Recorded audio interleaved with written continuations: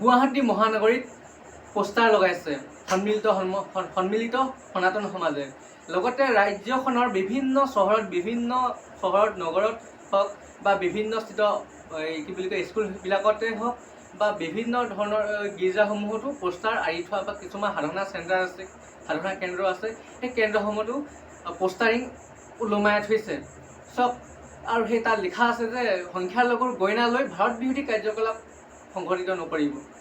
বৰ্তমান ভাৰত বিৰোধী কাৰ্যকলাপ কোনে সংঘটিত কৰি আছে চাওকচোন। আপোনালোকে চাওকচোন কোনে কৰি আছে ভাৰত বিৰোধী কাৰ্যকলাপ।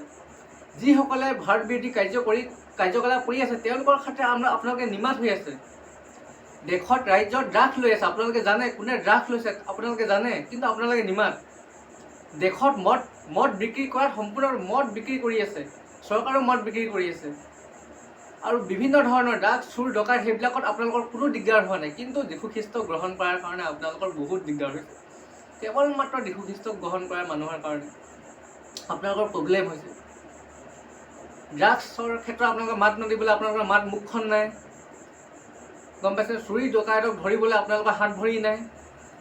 কেৱল খ্ৰীষ্টানক টাৰ্গেট কৰিবলৈ কাৰণে আপোনালোকৰ চকু আছে, মুখ আছে, কাণ আছে আৰু হাত ভৰি আছে, গম পাইছে নহয়। অসমৰ ৰাইজে জনতাই দেখিছে কি এজন সত্যৰঞ্জন বৰা নামৰ ব্যক্তিজনে কেৱল নিজৰ ধৰ্মটোক প্ৰতিষ্ঠা কৰিবৰ কাৰণে এইবিলাক কাৰ্যকলাপ কৰি আছে। গতিকে সত্যৰঞ্জন বৰা প্ৰথমে কি বুলি কয় ভাৰত বিৰোধী দেশদ্ৰোহী, গম পাইছে নহয়।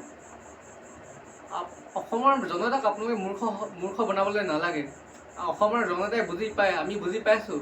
আপোনালোকে যিমানেই পোষ্টাৰিং মাৰক, সেই পোষ্টাৰিংবিলাক লাগিলে বেনাৰ দি দিয়ক, ডাঙৰ পুতলা বনাওক, কোনো কামত নাই। বেনাৰ বনাওক, যিয়ে বনাই থাকক, আপোনালোকে কৰি থাকক। কিন্তু চব আমাক আমি শান্তিপ্ৰিয়ভাৱে স্কুল স্থাপন কৰিছোঁ, শিক্ষা দিছোঁ।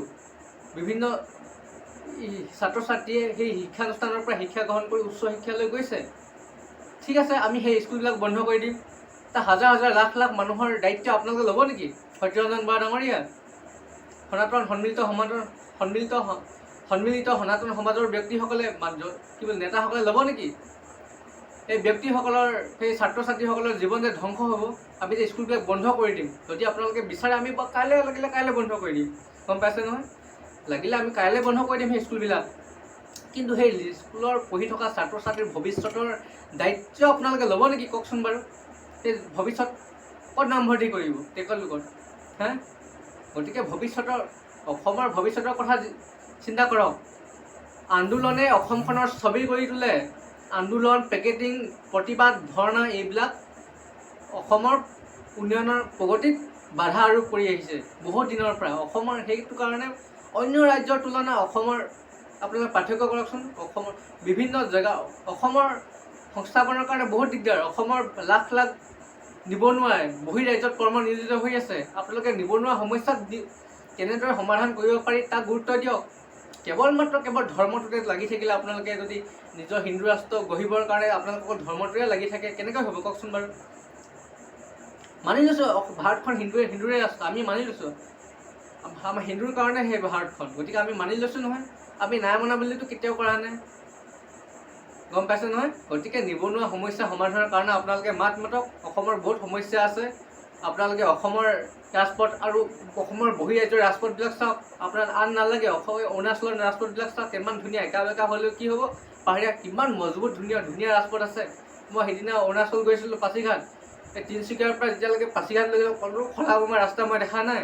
গতিকে অসম আৰু অন্য ৰাজ্যৰ তুলনা কৰক। অসমৰ শিক্ষা সমাজখন কেনেকৈ আগুৱাই যাব পাৰি, অসমত কেনেদৰে নিবনুৱা সমস্যা সমাধান কৰিব পাৰি, অসমখন কেনেদৰে পৰ্যটন ক্ষেত্ৰলৈ স্থানান্তৰ কৰিব পাৰি, অসমক কেনেকৈ বিশ্বৰ দৰবাৰত ভাৰতৰ 1 নম্বৰ ৰাজ্য হিচাপে, ভাৰতৰ প্ৰথমখন ৰাজ্য 10খন ৰাজ্যৰ ভিতৰত নম্বৰত লিষ্টত নাম থকা কেনেকৈ কৰিব পাৰি, অসমৰ জনতাই চিন্তা কৰিব লাগিব।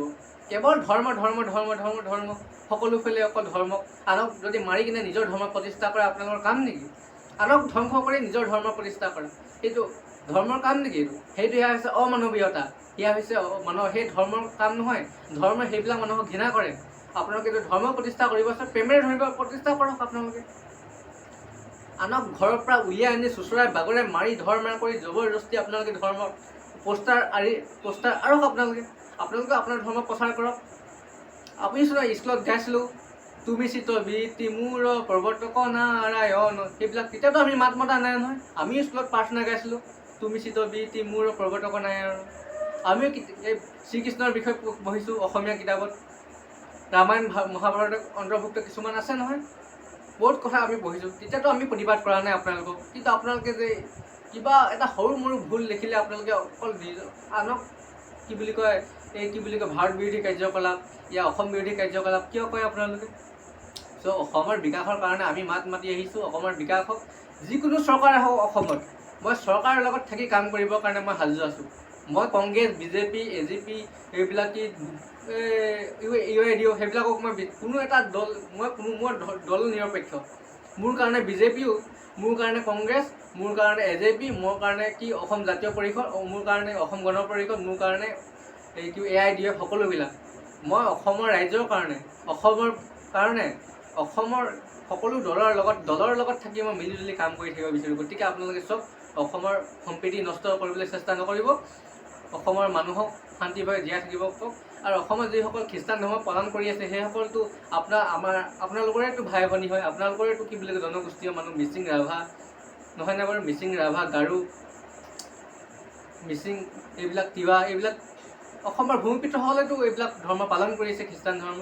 গতিকে আপোনাৰ নিজৰ ভাই ভনীসকলক এইবিলাক আপোনালোকে অশান্তি বা অৰাজকতা কৰাৰ আপোনালোকৰ কি অধিকাৰটো নাই কোনো এজন ভাৰতীয় নাগৰিক। গতিকে কথাবিলাক অলপ চাই লওক যে কোনো এজন সত্যৰঞ্জন নামৰ ব্যক্তিজনৰ যদি পিছত পৰি আপুনি তাহাঁতৰ যদি পৰোচনাত পৰি যদি আপোনালোকে এনেধৰণৰ কাৰ্যকলাপ কৰিছে, তেন্তে আৰু আপুনি ভাবি লওক। আৰু অসমৰ উন্নতি নহ'ব। আৰু অসমৰ উন্নতিৰ কাৰণে চিন্তা কৰক।